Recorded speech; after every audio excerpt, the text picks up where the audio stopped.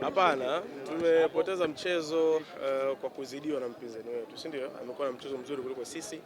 Kwa namna ambavyo tumejiandaa, hatukutarajia tutakutana na performance ambayo tunaiona leo uwanjani. Tumekubali, hii inabidi tuiache ipite tu tukaangalia matokeo kwenye michezo inayofuata. Licha ya kupoteza kwa kiwango bora sana. Kumbe umekiona? Ni kweli, unajua sisi yani mbali na haya matokeo ambayo tumepata, tuna kawaida ya kucheza vizuri. Mwalimu tulionaye ni mwalimu ambaye anafundisha mpira wa kucheza sana kuliko mpira wa kuzuia. Ndio maana hata mchezo wa leo unaona namna ambavyo tumeingia, hatujakaba kiwango kubwa, hatujaweka timu nyuma, timu ilikuwa inacheza mpira, tuna possess, lakini kutengeneza nafasi na kuzitumia ikawa changamoto.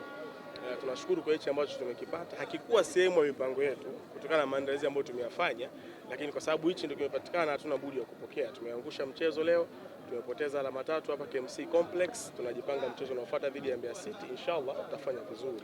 Diego, mmecheza vizuri licha ya kupoteza, hamkupaki basi, mlipishana katika kutafuta nafasi. Ni performance ambayo imetokana, ni dhahiri shahiri kwamba hamkuja kwa ajili ya lengo la kumpambania mwingine kama ulivyosema awali. Hatuna hiyo sababu na hatuwezi kumpambania mtu yoyote. Tumekuja kumshike Yanga Simba. Tumekuja kujipambania wenyewe. Hata tungeshinda leo, matokeo yangekuwa ni kwa ajili yetu, alama 3 zingekuwa kwa ajili yetu wenyewe, sababu nafasi ambayo tupo si nafasi nzuri.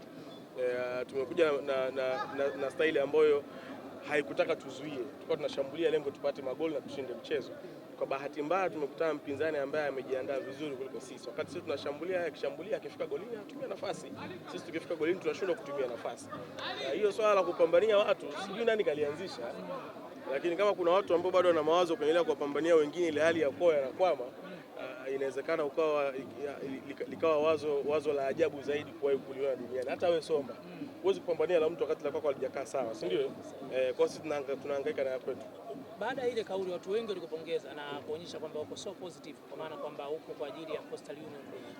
Unadhani kwa nini mrejesho umekuwa chanya dhidi yako kutokana na kile ambacho tusema kuhusiana kwamba hatupambanii watu bali tupo kwa ajili ya malengo ya timu yetu? Mchezo wa mpira wa miguu ni mchezo wa maoni. Wakati ambapo unazungumza kama kitu ni fact, lazima watu watoe maoni. Kwa hiyo kama wameona ni jambo la msingi au ni kitu kizuri, nimezungumza alhamdulillah bila alamin, lakini nazungumza vile kwa maslahi mapana kwa Coastal Union. Najua ambacho yanatakiwa kufanyika, najua maendeleo ya timu yetu, najua wapi timu yangu itakuwa itoke na ifike wapi. Kila kinachofanyika ni kwa ajili ya Coastal Union. Hatuna sababu ya kumpambania mtu yote. Hiyo ndio sababu. Tuko sawa